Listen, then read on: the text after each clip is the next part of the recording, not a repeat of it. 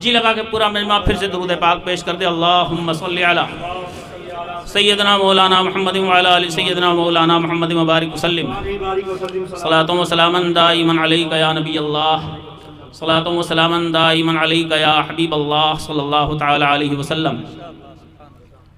عقیدت بہت بڑی نعمت ہے۔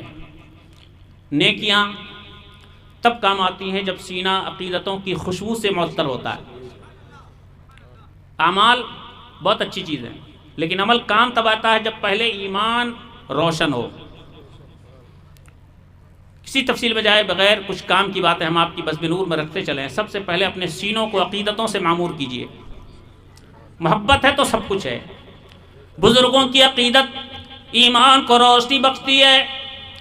اللہ کے رسول کی محبت، ان کے چہیتوں کی محبت ایمان کی بنیاد ہے۔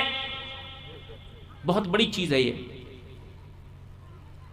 سجدے ہوں، اعمال خیر و خیرات ہوں، روزہ ہو، زکوٰۃ ہو، حج ہو، سب کچھ ہو، لیکن نبی اور آل نبی کی محبت نہ ہو، نبی کے چہیتوں کا پیار نہ ہو تو نمازیں کام نہیں آتی۔ یزید کے پاس نماز بھی تھی، یزید کے چہیتوں کے پاس روزے بھی تھے، لیکن کیا کوئی کہے گا کہ یزیدی جنت میں جائیں گے؟ نماز وہی پڑھتے تھے، روزہ وہی رکھتے تھے، قرآن کی آیتیں وہی پڑھتے تھے، لیکن نبی والے نبی کی محبت سے سینے معمور نہیں تھے، اس لیے ان کی نماز نہیں۔ ٹھیک ہے نا؟ تو پہلے محبت سے سینوں کو روشن کیجئے۔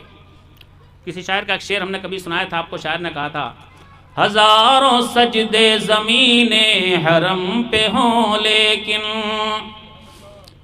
ہزاروں سجدے زمین حرم پہ ہوں لیکن، علی کے گھر سے عقیدت نہیں تو کچھ بھی نہیں۔ اور بتا دیا ہے نبی نے اٹھا کے کاندھے پر، بتا دیا ہے نبی نے اٹھا کے کاندھے پر، حسین تم سے محبت نہیں تو کچھ بھی نہیں۔ سب سے پہلے اپنی عقیدت کو روشن کیجئے۔ صحابہ کرام کی زندگی میں دیکھیے کیسی کیسی عقیدتوں کے نمونے ملتے ہیں، ذرا محبت سے کہہ دیں سبحان اللہ۔ سرکار کے جسم نور کا منہ مبارک، دھیان سے سنیے گا، سرکار کی مقدس زلفوں کا ایک بال حضرت صفیہ ام المومنین کے پاس تھا۔ سنیے گا دھیان سے، سرکار کا ایک بال مبارک ام المومنین حضرت صفیہ کے پاس تھا۔ آپ نے اس منہ مبارک کی حفاظت کے لیے چاندی کی ڈبیا بنوائی، لمبی سی، زور سے کہہ دو سبحان اللہ، کہے کی چاندی کی ڈبیا بنوائی۔ چاندی کی ڈبیا میں سرکار کے منہ مبارک کو رکھا۔ اگر کوئی بیمار حضرت صفیہ کے پاس آتا، حضرت صفیہ کہتی تھوڑا پانی لے کے آؤ، اور منہ مبارک کو نہیں نکالتی، چاندی کو ڈبیا کو اس منہ مبارک جس میں منہ مبارک رکھا تھا، چاندی کی اس ڈبیا کو اس پانی میں ڈبو دیتی، نکال دیتی، کہتی لے جاؤ پلا دو، مصطفیٰ کے منہ مبارک کا صدقہ مل جائے گا۔ زور سے کہہ دو سبحان اللہ۔ بیمار اچھے ہو جاتے۔ منہ مبارک پانی میں ٹچ نہیں ہوتا، منہ مبارک ڈبیا میں تھا، ڈبیا پانی سے ٹچ ہوتی، اللہ اسی میں شفا دیتا۔ ذرا زور سے کہہ دو سبحان اللہ۔ کچھ سمجھ رہے ہو؟ یہ ہوتی ہے عقیدت، یہ ہوتی ہے محبت، یہ ہوتی ہے چاہت، یہ ہوتی ہے لگاؤ، دل کا لگاؤ۔ اور کیا کہنا سرکار کے منہ مبارک کا، سرکار کے جسم ناز کا تو ہر حصہ اللہ کا معجزہ ہے۔ محبتوں کا یہ انداز دیکھیے، اور اس کے بعد پہلے محبتیں اپنے سینوں میں بسائیے، تب پھر عمل کیجیے۔ اگر آپ عمل کریں گے انشاءاللہ محبتیں آپ کے سینے میں، آپ کا ہر عمل اللہ کی بارگاہ میں مقبول ہوگا۔ نیکیاں دنیا میں کرنا بہت ضروری ہے۔ پہلے سینوں کو سرکار کی محبتوں کی آماجگاہ بنائیے، اپنے سینوں کو سرکار کی محبتوں کا مدینہ بنائیے، اور اس کے بعد پھر عمل کیجیے۔ ہر عمل آپ کا اللہ کی بارگاہ میں مقبول انشاءاللہ۔ اخلاص ہونا چاہیے، سچی محبت ہونی چاہیے، سچی عقیدت ہونی چاہیے۔ چھوٹا سے چھوٹا عمل اگر بندہ مومن کرتا ہے، پروردگار کائنات اپنے محبوب کی محبت سینے میں رکھنے والوں کے اس چھوٹے سے عمل کو قبولیت کا شرف بخش کر پروردگار جنتی بنا دیتا ہے۔ آپ نے ہسٹری پڑھی ہوگی، علماء کا بیان سنا ہوگا، محبتوں کا ایک انداز اللہ پسند کر لینا تو بیڑا پار فرما دے۔ قوم بنی اسرائیل میں ایک انسان ہے، گناہگار تھا، بہت سارے گناہ اس سے ہوتے تھے، سماج میں بدنام تھا، انتقال ہوتا ہے، لوگوں نے آپس میں مشورہ کیا اس کے جنازے کو اپنے قبرستان میں دفن نہیں ہونے دیں گے، اگر یہ قدم اٹھایا لوگ عبرت پکڑیں گے، کوئی اس کے راستے پر نہیں چلے گا، غلط راستے پہ نہیں چلے گا، ٹھیک ہے نا۔ قبرستانوں کی ایک اہمیت ہوتی ہے، مومن کا قبرستان ایک اہمیت ہوتی ہے اس کی، ٹھیک ہے نا۔ قبرستان میں مردے سو رہے ہیں لیکن ہے مومن کی قبر، مومن کی قبر کی ایک اہمیت ہے۔ اللہ کے حبیب علیہ الصلوۃ والسلام ایک حدیث پاک میں ارشاد فرماتے ہیں قبروں کا احترام کرو، نہ قبر والوں کو تم تکلیف پہنچاؤ نہ قبر والے تمہیں تکلیف پہنچائیں گے۔ اگر قبر والوں کو تم تکلیف دے رہے ہو، ان کے سینے پر چڑھ رہے ہو، تو کل کو قبر والے بھی تمہیں تکلیف دے سکتے ہیں، تکلیف ہوتی ہے۔ اسی لیے حکم ہے کہ قبرستانوں میں اگر آپ جائیں تو قبروں کا احترام کریں، کسی قبر پہ پیر نہ رکھیں۔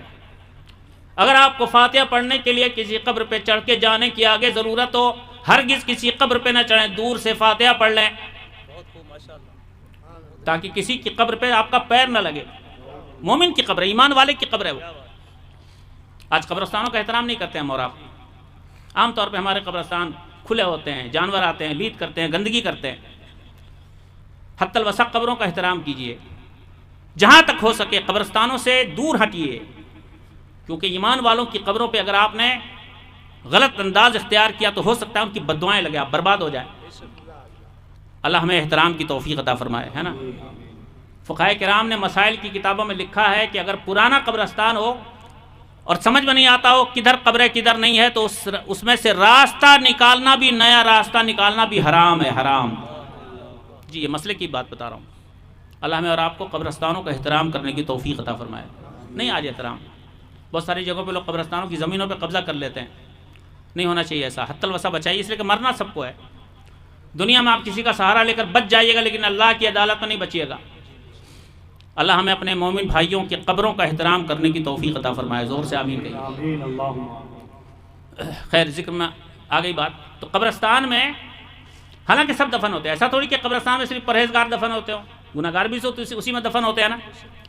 لیکن اس زمانے میں وہ بڑا پاپی تھا، بڑا مجرم تھا، لوگوں نے اس کو اپنے قبرستان میں دفن کرنا پسند نہ کیا۔ یہ سوچا کہ اگر اس کو قبرستان میں دفن نہیں کریں گے تو دوسرے لوگ اس کے راستے سے بچیں گے کہ میرے ساتھ بھی مرنے کے بعد یہ ہوگا۔ لوگوں نے اس کی لاش کو پھینکوا دیا۔ حضرت موسیٰ علیہ السلام کو اللہ کا حکم ہوا، موسیٰ جاؤ فلاں جگہ پہ میرا ایک مقبول بندہ پڑا ہوا ہے، اس کی لاش پڑی ہے، جاؤ اس کی تجہیز و تکفین کا انتظام کرو۔ لوگوں نے نہ کفن دیا نہ دفن کیا، یوں پھینک دیا تھا۔ حضرت موسیٰ علیہ السلام پہنچے، اللہ کا حکم تھا، پتہ چلا کہ لوگوں نے اس کو دفن اس لیے نہیں کیا کہ بڑا گناہگار ہے، لیکن اللہ کا حکم تھا حضرت موسیٰ علیہ السلام۔ آپ نے تجہیز و تکفین کا انتظام کیا، تجہیز و تکفین کا انتظام کرنے کے بعد اس کو دفن کیا۔ اللہ کی بارگاہ میں سجدہ ریز ہوئے، اے رب العالمین تیرا کوئی بھی کام حکمت سے خالی نہیں ہوتا، اے پروردگار کائنات جس کے گناہوں سے لوگ اتنے تنگ ہو کہ اس کو اپنے قبرستان میں دفن کرنا پسند نہ کیا ہو، اے پروردگار تو فرما رہا تیرا مقبول بندہ ہے، اس کا راز کیا ہے، اس کے پیچھے وجہ کیا ہے؟ دنیا تو جانی بڑا گناہگار ہے وہ۔ رب کی حکمت کا ارشاد ہوا، موسیٰ یہ تھا تو بڑا گناہگار لیکن اس کی محبتوں کی ایک ادا ہمیں بھا گئی، ہم نے اس کی زندگی کی ساری خطاؤں کو معاف کر دیا۔ جب یہ توریت پڑھتا تھا، اس زمانے میں کتابیں تو چھپتی نہیں تھیں، چھپائی کا زمانہ نہیں تھا، توریت میں جو آیتیں اتری تھی وہ جیسے قرآن شریف شروع میں پتوں پہ لکھا جاتا تھا، کسی چمڑے پہ لکھا جاتا تھا، ویسے توریت کی آیتیں اس کے پاس رکھی تھی۔ روزانہ صبح کے وقت وہ اٹھتا، غسل کرتا، غسل کرنے کے بعد توریت کی آیتیں جن ٹکڑوں پہ لکھی تھی ان ٹکڑوں کو اٹھاتا اور دیکھتا کہیں پہ اگر میرے محبوب محمد الرسول اللہ کا نام اسے دکھائی دیتا، وہ توریت کے اس ٹکڑے پہ لکھے ہوئے حصے کو اٹھا کر میرے محبوب کے نام کو چوم لیتا تھا۔ محبت کی ادا ہمیں پسند آ گئی، ہم نے اس کی ساری خطا معاف کر دی، ہم نے اس کو ولیوں میں شامل کر لیا۔ سبحان اللہ۔ سمجھ رہے ہیں آپ؟ اللہ کو ایک ادا پسند آ جائے، وہ دل دیکھتا ہے رب العالمین، ٹھیک ہے نا؟ وہ چاہے تو غفور رحیم ہے، ساری خطا معاف کر دے، اس کے خزانے میں کون سی کمی ہے؟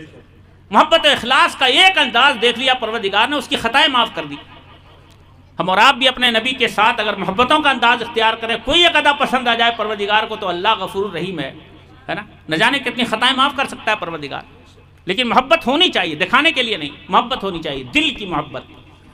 اللہ ہمارے سینوں کو سرکار کی محبتوں کا مدینہ بنا دے، زور سے آمین کہیے۔ تو ذرا ہسٹری پڑھتے چلیے، اپنے بزرگوں کی تاریخ پڑھتے چلیے، اور اس کے بعد نیکیوں کی طرف آئیے۔